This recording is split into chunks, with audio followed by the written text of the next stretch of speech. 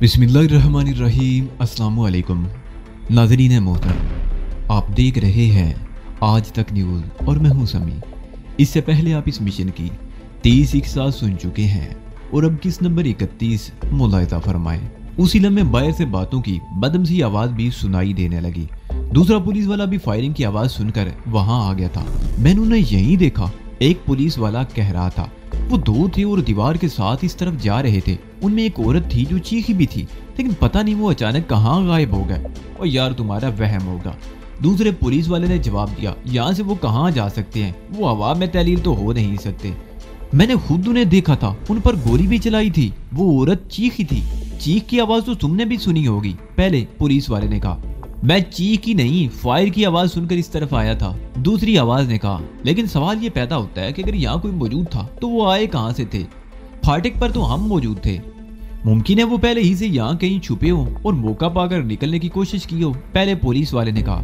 पूरे तबीले की तलाशी ली गई थी, एक एक कोना देखा गया था। एक लाश के अलावा यहाँ और कुछ नहीं मिला। फिर वो लोग कहाँ से आ जाएंगे? दूसरे ने कहा। लेकिन मुझे यकीन है कि वो लोग यहाँ मौजूद थे, पहले ने कहा। शायद सारी रात जागने की वजह से तुम्हारे दिमाग पर असर हुआ है। चलो छोड़ो, यहाँ कुछ नहीं, दूसरे ने कहा।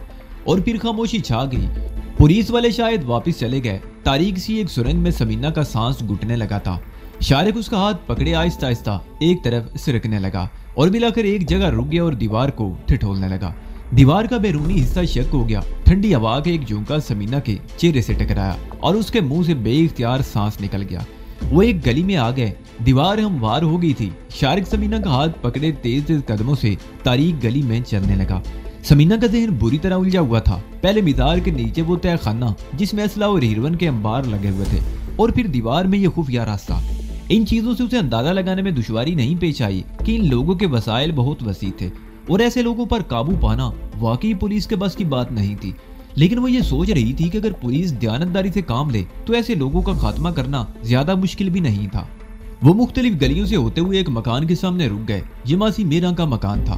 दस्तक के जवाब में दरवाजा खुलने में ज्यादा देर नहीं लगी। शारिक की तवक्को के ऐन मुताबिक 9 लखा और गामा भी यहाँ मौजूद थे। हम लोग परेशान हो रहे थे कि तुम लोग पता नहीं कहाँ फंस गए हो, 9 लखे ने कहा। हम तो महफूज थे, लेकिन सराज बेचारा मारा गया, शारिक ने कहा। सराज को गोली लगने के बाद ही तो हम वहां से निकल आए थे, लेकिन मुझे अफसोस तो इसका है कि हम उनका एक बंदा भी नहीं गिरा सके, गामे ने कहा। फिक्र मत करो, एक के बदले हम उनके 2 आदमी ढेर करेंगे, शारिक बोला। लेकिन सवाल ये पैदा होता है कि माजे गुज्जर को डेरे में तुम्हारी मौजूदगी का पता कैसे चला? 9 लखे ने कहा। पेदर पे नुकसान उठाने से वो पागल हो गया है। उसके आदमी पूरे शहर में हमें तलाश करते फिर रहे हैं। हमारे इस डेरे की भी निगरानी की जा रही होगी। हमें आते देखकर मुखबर ने उसे हमारी मौजूदगी की इतला दे दी और वो हम पर चढ़ दौड़ा।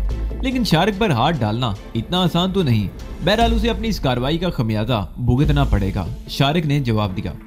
देख लेंगे शारिक बाबू, 9 लखे ने कहा। अगर माजा गुज्जर हम पर अटैक कर सकता है तो हमने भी तो चूड़ियां नहीं पहन रखी ना, देख लेंगे उनको। मेरा ख्याल है 1-2 दिन आराम से गुजर जाएं तो हमें अपना माल वहां से हटाना होगा, शारिक ने कहा। क्यों शारिक बाबू, माल को कोई खतरा हो गया?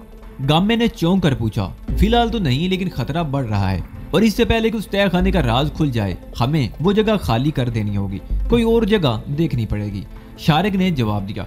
पुलिस भी अब बार बार इस तरफ आने लगी है। थानेदार को 1 लाख रुपए महीना देने के बावजूद हमारे खिलाफ किसी भी वक्त कोई कार्रवाई हो सकती है। एक बताना तो मैं भूल ही गया था शारिक बाबू, गामे ने कहा। 2-3 दिन पहले भी इंस्पेक्टर उस्मान पुलिस पार्टी लेकर आया था। उसे 9 लखे की तलाश थी। इत्तफाक से 9 लखा 2-3 मिनट पहले ही डेरे से निकल गया था। इंस्पेक्टर उस्मान? शारिक चौंक गया। हाँ, गामे ने इस बात में सर हिलाया। वो कह रहा था कि 9 लखा फैसलाबाद में किसी मोटर मैकेनिक के कत्ल में मुलव्वस है। समीना भी उस केस में मुलव्वस हो सकती है और समीना के बाप ने समीना के अगवा के सिलसिले में जो रिपोर्ट लिखवा रखी है उस सिलसिले में भी पुलिस को 9 लखा की तलाश है। लेकिन इंस्पेक्टर उस्मान को कैसे पता चला कि 9 लखा यहाँ हो सकता है? शारिक बोला। मेरा ख्याल है पुलिस को ये इतला भी माजे गुज्जर के जरिए ही मिली होगी, गामे ने कहा और चंद लम्हों की खामोशी के बाद बोला। उसी रात 2 बजे पुलिस को गली के बाहर बोरी में बंद एक आदमी की लाश भी मिली थी जिसे तशद्दुद के जरिए हलाक किया गया था।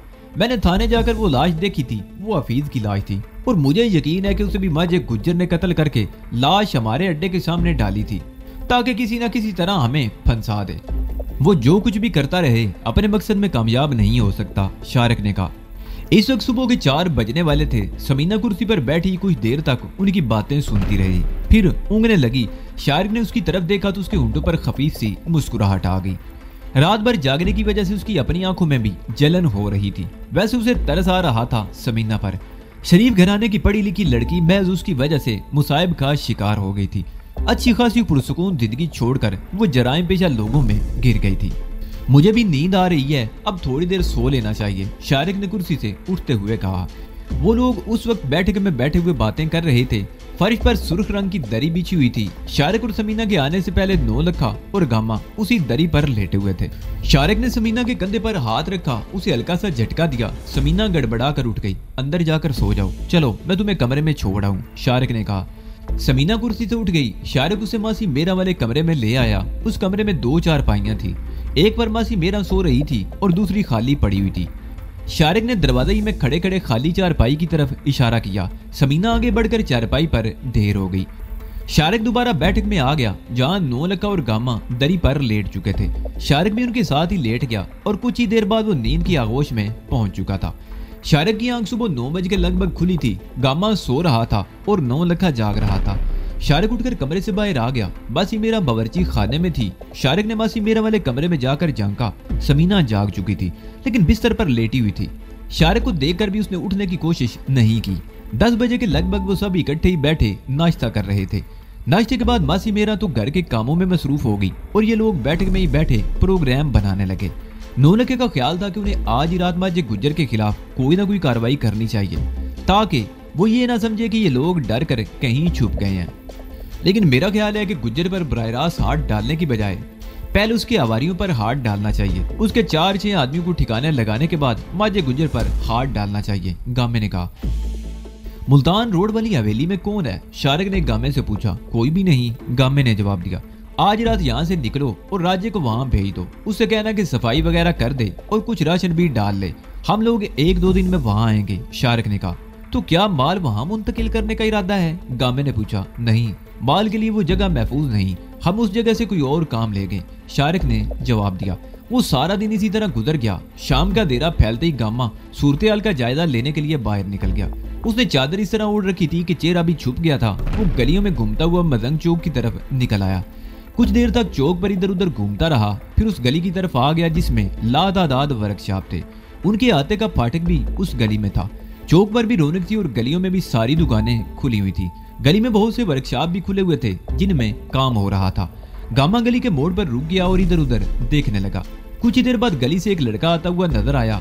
12-13 साल की उम्र का वो लड़का इहाते के फाटक के साथ वाले वर्कशॉप में काम करता था। वो जैसे ही करीब आया, गामे ने उसे रोक लिया। ओए नदीम, बात सुन जरा। कौन हो तुम, क्या बात है? लड़का घबरा गया। डरो नहीं ओए, मैं गामा हूँ। गामे ने इधर उधर देखते हुए सरगोशी की। हमारे डेरे का क्या हाल हवाल है?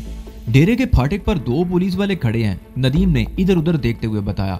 वो किसी को अंदर नहीं जाने देते। आज कोई कोचवान तांगा लेकर भी नहीं गया। पर बात क्या है गामे? सुना है रात को फिर यहाँ कोई हंगामा हुआ था। पता नहीं क्या हुआ था, मैं तो डेरे में था ही नहीं, कसूर गया हुआ था। अभी थोड़ी देर पहले आया हूँ तो किसी ने मुझे उधर जाने से मना कर दिया था। सुना है सराज रात को गोली लगने से मर गया था। सुना तो यही है, नदीम ने कहा। तुम कहाँ जा रहे हो? गामे ने पूछा। उस्ताद के लिए चाय लेने जा रहा हूँ, नदीम ने जवाब दिया। अच्छा जा, मगर किसी को बताना नहीं कि मैं तुझे मिला था, गामे ने कहा। नदीम होटल की तरफ चला गया। गामा कुछ देर वहां खड़ा रहा, फिर एक और गली में मुड़ गया। गामा मुख्तलिफ गलियों में होता हुआ दोबारा बासी मीरा के मकान पर पहुंच गया और शारिक को सूरत हाल से आगाह कर दिया। मेरा ख्याल है शारिक बाबू, वो चंद लम्हों की खामोशी के बाद बोला, हमें थानेदार से मिल ही लेना चाहिए। हम डेरे को छोड़ तो नहीं ना सकते। मैं भी यही सोच रहा था, चलो अभी चलते हैं। शारिक उठ गया। समीना और नौलखे को उन्होंने मासी मीरा के मकान पर ही छोड़ दिया। मकान से निकलते हुए उन दोनों ने चादरें ओढ़ रखी थी, लेकिन 2-3 गलियां घूमने के बाद उन्होंने चादरें उतार दी और अब बेखौफी से चल रहे थे। पुलिस स्टेशन पहुंचने में उन्हें ज्यादा देर नहीं लगी। SHO इस वक्त थाने से निकल रहा था, लेकिन उन्हें देखकर रुक गया। उसके होंठों पर मकरूस ही मुस्कुराहट आ गई थी। मुझे यकीन था कि तुम जरूर आओगे, वो शारिक की तरफ देखते हुए बोला। अगर तुम ना आते तो हम तुम्हें तलाश कर ही लेते। हमने आपको जहमत से बचा लिया, शारिक ने भी मुस्कुराते हुए जवाब दिया। वैसे हम और आप एक दूसरे से अलग तो नहीं रह सकते ना। हम जैसे लोगों का और पुलिस का तो चोली दामन का साथ होता है। वो लोग बातें करते हुए SHO के कमरे में आ गए। SHO ने एक कांस्टेबल को बुलाकर चाय लाने के लिए कह दिया। शारिक के होंठों पर मुस्कुराहट गहरी हो गई, गोया सूरत-ए-हाल उनके लिए ज्यादा संगीन नहीं थी। देखो शारिक, एसएचओ ने उसकी तरफ देखते हुए कहा, तुम यहाँ मुनशियात का अड्डा चला रहे हो, धंधा चोरी छप्पे हो रहा है, बात बन जाती है, लेकिन ये रोज रोज के हंगामे, कत्लो गारत, लाशों का गिरना, इसकी मैं इजाजत नहीं दे सकता। ये कोई जंगल तो नहीं ना, ये गुंजान आबादी है, चारों तरफ शरीफ लोग रहते हैं, हर शख्स सुकून की जिंदगी बसर करना चाहता है, लेकिन तुम लोगों की वजह से लोगों का सुकून गारत हो गया है। पहले तो लोग शिकायत करने हमारे पास आते थे, लेकिन अब हम पर से उनका एतमाद उठ चुका है। अब वो अपनी शिकायतें लेकर सीधे आला अफसरान के पास पहुंच जाते हैं, जिसके नतीजे में हम पर दबाव बढ़ जाता है। अफसरान जवाब तलबी करते हैं, हमें भी तो नौकरी करनी है, और ये जो कुछ भी हो रहा है वो हमें किसी कार्रवाई पर मजबूर कर रहा है। आखिर हमें भी तो अपनी कुछ कारकर्दगी दिखानी है ना। अब बताओ मैं क्या करूं?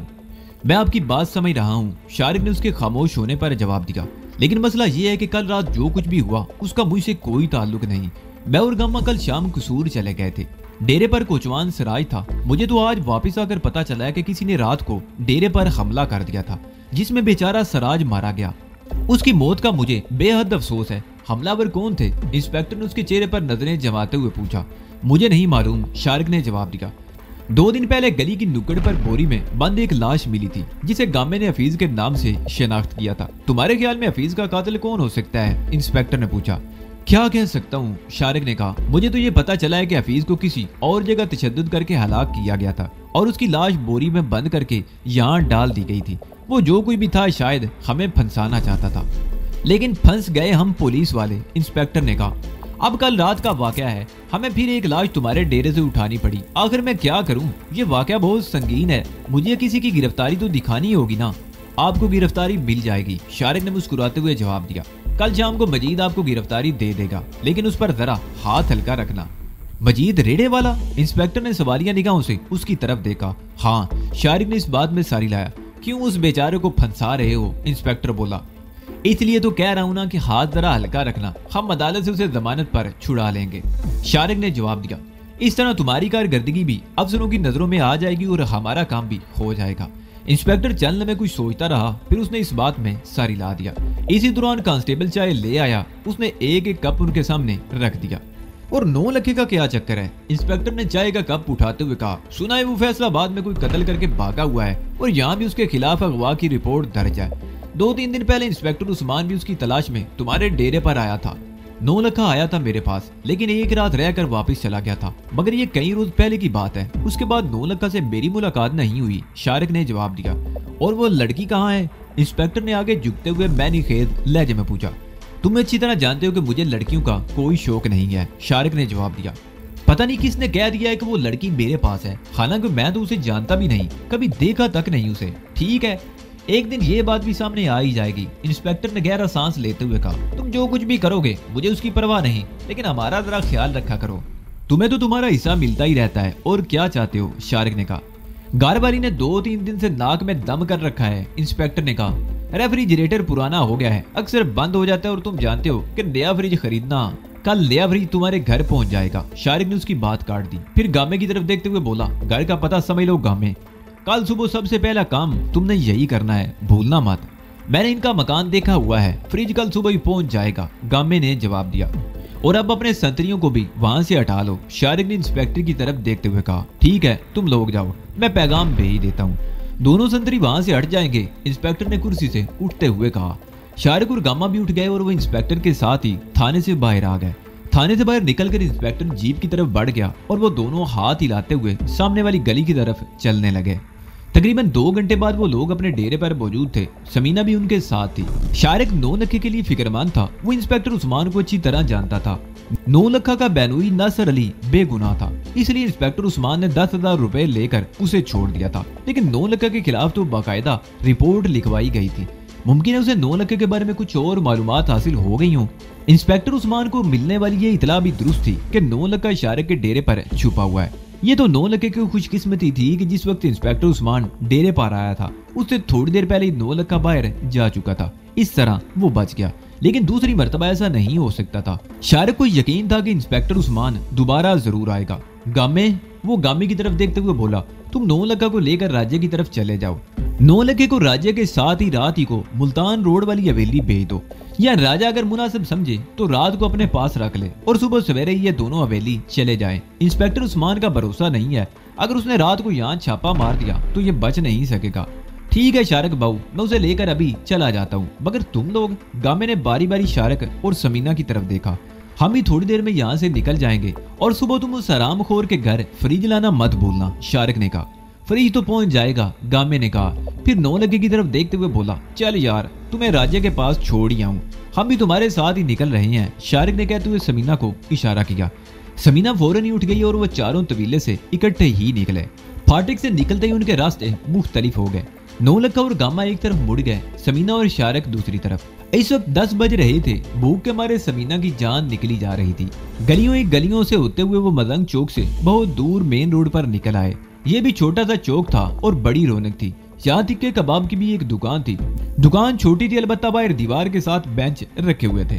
2 बेंच कदरे तारीकी में थे। एक बेंच पर एक आदमी और 2 औरतें कबाब खा रही थी। शारक भी समीना के साथ दूसरी बेंच पर बैठ गया और लड़के को तिक्के कबाब और नान का ऑर्डर दे दिया। जब वो लोग वहां से रुखसत हुए तो 11 बज रहे थे। वो एक रिक्शे पर बैठकर शाम नगर पहुंच गए।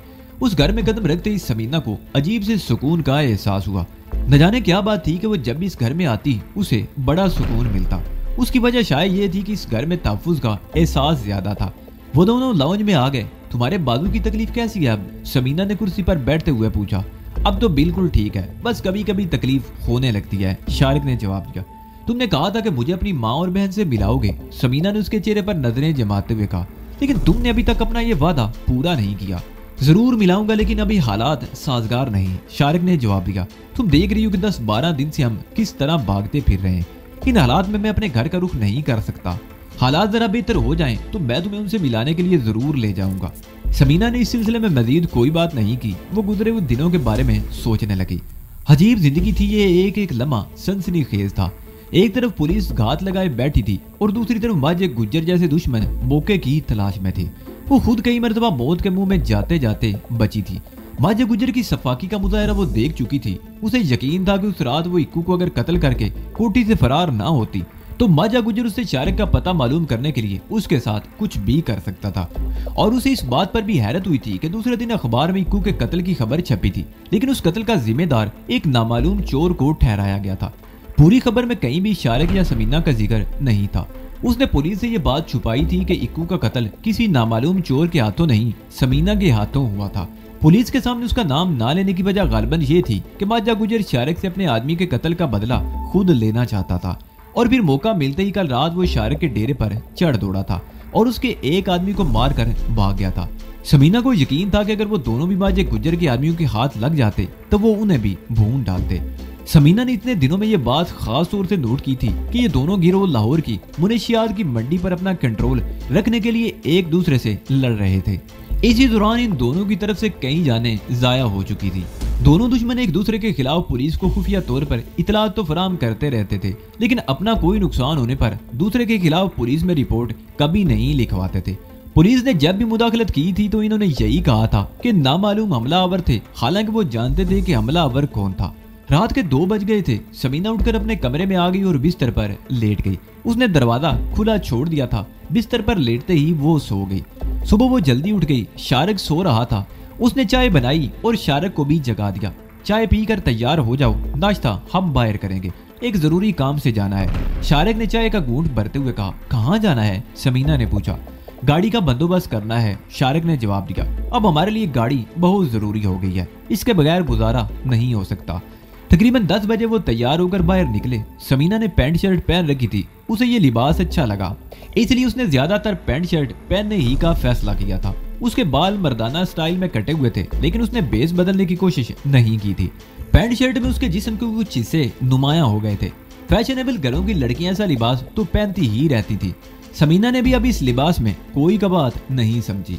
वो मेन रोड पर किसी रिक्शे के इंतजार में खड़े थे कि चुबुर्जी की तरफ से आने वाली एक साइकिल उनके सामने से गुजर गई। समीना ने मोटरसाइकिल सवार को नहीं देखा था, मगर मोटरसाइकिल सवार ने उसे देख लिया था। उसने मोटरसाइकिल की रफ्तार एकदम कम कर दी और उसे घुमाकर वापस आ गया। और जब मोटरसाइकिल उनके सामने आकर रुकी, क्योंकि वो उसका बाप शफात अली था, पुलिस का सायरन सुनते ही माजा गुज्जर और उसके आदमी वहां से भागे थे। गली में कुछ दूर उनकी गाड़ियां खड़ी थी। वो 2 कारों में आए थे। 4 आदमी एक कार में बैठ गए और माजा गुज्जर को लेकर दूसरी कार में बैठ गया। अच्छू पिछली सीट पर बैठा हुआ था और माजा गुज्जर स्टीयरिंग के सामने। उसने इंजन स्टार्ट किया और कार को एक जोरदार झटके से आगे बढ़ा दिया। वो रात का इब्तदाई हिस्सा था। सड़कों पर ट्रैफिक भी मौजूद था। माजा गुज्जर की कार की रफ्तार अगरचे खतरनाक हद तक तेज थी, लेकिन वो एक माहिर ड्राइवर था। बड़ी होशियारी से अपनी कार को निकालता ले गया। उसने अपने दूसरे साथियों से कह दिया था कि किसी महफूज मुकाम पर चले जाएं, जबकि उसकी अपनी कार का रुख रावी के पुल की तरफ था। उसने अपनी राइफल अच्छू के हवाले कर दी थी और अच्छू ने पिछली सीट उठाकर माजे की राइफल के साथ अपनी राइफल भी छुपा दी थी। दरियाए रावी पुल के टूल टैक्स बूथ पर माजे ने कार की रफ्तार हल्की कर दी और जेब से 5 रुपए का नोट निकालकर हाथ में पकड़ दिया। कार का टैक्स अगरचे 2 रुपए था, लेकिन उसके पास 2 रुपए खुले नहीं थे। बूथ के करीब पहुंचकर उसने रफ्तार मजीद हल्की कर दी और बूथ के सामने खड़े हुए लड़के के हाथ में 5 रुपए का नोट थमाकर कार की रफ्तार तेज कर दी। थोड़ा ही आगे जाकर शायद रात चौक की तरफ मुड़ने की बजाय उसने कार बाईं तरफ वाली सड़क पर घुमा दी। ये सड़क मशरक़ वुस्ता के किसी इलाके का मंदिर पेश करती थी। इसके दोनों तरफ खजूर के कद्दावर दरख्त थे। उस सड़क पर जरा आगे बाईं तरफ तारीखी 12 दरी की तरफ जाने वाला रास्ता था, मगर माजा गुज्जर कार को सीधा लेता चला गया। सड़क के बाईं तरफ रावी बह रहा था और दाईं तरफ खेतों का वसी सिलसिला था। थोड़ा ही फासला तय करने के बाद उसने कार नशेब में एक कच्चे रास्ते पर मोड़ दी। उस रास्ते पर तकरीबन 200 गज आगे एक खूबसूरत मकान था। माजे ने मकान के सामने कार रोक दी। कार रोकते ही 2-3 कुत्ते उसकी तरफ लपके, मगर माजे ने नीचे उतरने की बजाय हारन बजा दिया। 2-3 मरतबा हारन बजाने की बजाय एक अधेड़ उम्र आदमी मकान की पिछली तरफ से निकलकर सामने आ गया। उसने धोती और बुनियान पहन रखी थी। ओए सूदे, माजे ने खिड़की से सर निकाल कर कहा, पहले इन कुत्तों को तो संभाल और फिर बैठक का दरवाजा खोल। अच्छा जी, अभी खोलता हूँ। सूदे नामी उस शख्स ने माजे गुज्जर को पहचान लिया था। वो कुत्तों को इश्कारता हुआ मकान के पिछली तरफ ले गया और फिर कुछ ही देर बाद उसने मकान का दरवाजा खोल दिया। माजा गुज्जर और अच्छू कार से उतरकर अंदर आ गए। ये बैठक थी। खेतों में वाक़े किसी मकान में इस किस्म के ड्राइंग रूम की तवक्को नहीं की जा सकती थी। वसीउ अरीज कमरा था। दबीज कालीन बिछा हुआ था। शानदार और कीमती सोफे थे। एक तरफ ट्राली पर एक सोनी का रंगीन टीवी और उसके निचले हिस्से में VCR भी रखा हुआ था। आराइश की हर चीज कीमती थी। बीबी जी को जगा दूं मलक जी? सूदा ने पूछा। नहीं, उसे सोने दे और तू हमारे लिए चाय बना कर ले आ, फिर खुद भी जाकर सो जाना, माजे ने कहा। सूदा अच्छा कहता हुआ अंदरूनी दरवाजे में गायब हो गया। माजा गुज्जर एक सोफे पर नीम दराज हो गया था, जबकि अच्छू कालीन पर लेट गया। ये माजा गुज्जर की बहन आरफा का घर था। आरफा उससे तकरीबन 6 साल छोटी थी। माजे ने बड़ी धूमधाम से उसकी शादी की थी। आरफा कशोर अब्दुल कादर इस इलाके का एक मुअज़्ज़ज़ जमींदार था, लेकिन शादी के तकरीबन 2 साल बाद पड़ोस के एक जमींदार से किसी बात पर झगड़ा हो गया। दूसरे लोगों की मुदाखले से बात उस वक्त तो रफा दफा हो गई, लेकिन वो जमींदार इंतकाम लेने के लिए मौके की ताक में था और एक रोज उसे मौका मिल ही गया। अब्दुल कादर लाहौर शहर गया हुआ था। जमींदार को अंदाजा था कि उसकी वापसी किस वक्त होगी। वो अपने आदमियों के साथ रास्ते पर घात लगाए बैठा रहा और शाम का अंधेरा फैलने के थोड़ी देर बाद जब अब्दुल कादर अपने यके पर उस तरफ पहुंचा तो जमींदार और उसके आदमियों ने हमला कर दिया और अब्दुल कादर और उसके एक नौकर को कत्ल करके फरार हो गए। उस वक्त आरफा की गोद में 6 माह की बच्ची थी। कुछ अरसा गुजरने के बाद खुद माजा गुज्जर और दूसरे रिश्तेदारों ने आरफा को मशवरा दिया था कि वो दूसरी शादी कर ले। 1-2 रिश्ते भी आए थे, मगर आरफा ने साफ इनकार कर दिया। बच्ची की परवरिश के साथ ही उसने जमींदारी भी संभाल ली थी। वो एक मिसाली जमींदार साबित हुई। उसके मदारे और दीगर मुलाजिम उस पर जान छिड़कते थे। माजा गुजर कभी कभार यहाँ आया करता था, लेकिन जब से उसने बैंसे बेचकर हीरोइन का बिजनेस शुरू किया था उसके बाद उसने यहाँ आना बहुत ही कम कर दिया था और आज उसने मजबूरन इस तरफ का रुख किया था। लाहौर में उसके सारे अड्डे शारक की नजरों में आ गए थे। उसकी गुलबर्ग नहर वाली कोठी भी महफूज नहीं रही थी। उसने जिस तरह शारक के डेरे पर हमला किया था उसे यकीन था कि शारक जिंदा नहीं बच सकेगा, लेकिन सूरत-ए-हाल उसके बरक्स साबित हुई। शारक के एक आदमी मारा गया और शारक समेत उसके बाकी साथी वहां से गायब हो गए थे। माजा गुजर को यकीन था कि शारक आज ही रात जवाबी कार्रवाई करेगा और इसलिए वो उसे छुपने के लिए अपनी नहर वाली कोठी या किसी और अड्डे पर जाने की बजाय अपनी बहन के घर आ गया था। यहाँ के बारे में उसके अपने आदमियों को भी इल्म नहीं था। अच्छू पहला आदमी था जो उसके साथ यहाँ आया था। वैसे भी ये इलाका लाहौर में नहीं, जिला शेखुपुरा की हुदूद में था और कोई सोच भी नहीं सकता था कि वो यहाँ आया होगा। तकरीबन 20 मिनट बाद सूदा चाय लेकर आ गया। उसने एक एक कप दोनों के सामने रख दिया। कमरा खोल दूं मलक जी? रात तो यहीं रहेंगे ना? सूदे ने पूछा। बाकी रात इसी सोफे पर लेटे लेटे गुजार लूंगा। कमरा खोलने की जरूरत नहीं, तुम जाकर सो जाओ, माजे गुज्जर ने कहा। सूदा अच्छा जी कहता हुआ फिर अंदरूनी दरवाजे में गायब हो गया। माजा गुज्जर वो अच्छू चाय पीते रहे, साथ ही वो आज की सूरत पर तबसरे भी करते रहे। अच्छू को भी इस बात पर हैरत थी कि शारिक और उसके साथी अचानक कहाँ गायब हो गए थे। ये बात अब तक मेरी समझ में नहीं आ सकी। माजे गुज्जर ने कहा, हमारी तरफ से फायरिंग के जवाब में कम से कम 3 आदमी मुख्तलिफ जगहों से फायरिंग कर रहे थे, लेकिन मारा गया एक ही आदमी और 2 गायब हो गए। माजे उस्ताद, अच्छू ने उसकी तरफ देखते हुए कहा, तुम तो बहुत अरसा उस्ताद छांगा के साथ रहे हो, कई रातें भी तुमने छांगा के डेरे पर ही गुजारी हैं। क्या तुम्हें कभी पता नहीं चला कि वहाँ कोई तय खाना भी हो सकता है? बात तो तूने बड़े पते की कही है, माजे गुज्जर ने किसी कदर चौंकते हुए कहा। छांगे से वाकई मेरी दोस्ती थी, मुझे उस कारोबार में लाने वाला भी वही था। इस कारोबार की ऊंच नीच भी मुझे उसी ने समझाई थी। मैं कई मरतबा रात को भी उसके डेरे पर रहा हूँ, लेकिन वो बहुत चालाक आदमी था। उसने मुझे कभी अपने अंदर की राज की बात नहीं बताई। मैंने जीरे को उससे तोड़ने की भी कोशिश की थी। अगर वो कामयाब हो जाता तो सारे मसले ही हल हो जाते, लेकिन जल्दबाजी में वो खुद ही मारा गया। तुम्हारी ये बात मेरे दिल को लगती है कि तबीले में कोई तहखाना जरूर होगा, वरना वो लोग रात को इस तरह अचानक गायब ना होते। लेकिन सवाल ये पैदा होता है कि वो तहखाना कहाँ हो सकता है? मिजार के नीचे, अच्छू ने कहा। नहीं, माजे ने नफी में सारी आया, मैं कई मरतबा उस मिजार में जा चुका हूँ, वहां से कोई आसार नहीं। वैसे भी छांगा कब्रों की बड़ी कदर करता था, अगर वहाँ कोई तहखाना है तो किसी और जगह होगा, शायद उन कब्रों के नीचे जहाँ बैठकर वो अपना कारोबार करते हैं। उनका एक आदमी हमारे हाथ आ जाए तो सारा पता चल जाएगा, अच्छू ने कहा। लेकिन एक बात मेरी समझ में नहीं आई, माजा गुज्जर बोला। हमने उनके कई आदमी पकड़े हैं, लेकिन किसी ने भी शारिक के खिलाफ जबान नहीं खोली। निक्का पहलवान और हफीज की मिसालें तुम्हारे सामने हैं। उन दोनों ने अपनी जानें दे दी, मगर शारिक का राज नहीं बताया। पता नहीं शारिक ने उन सब पर क्या जादू कर रखा है। उस लड़की को पकड़ो उस्ताद, अच्छू ने कहा। अगर वो लड़की काबू में आ जाए तो सब कुछ मालूम हो जाएगा। लड़की हमारे कब्जे में होगी तो शारिक भी तुम्हारे कदमों में झुक जाएगा। उसे तो तलाश करना ही पड़ेगा। माजे गुज्जर ने चाय का आखिरी घूंट भरकर खाली कप मेज पर रखते हुए कहा, उस लड़की के जरिए शारिक हमारे कब्जे में आ सकता है।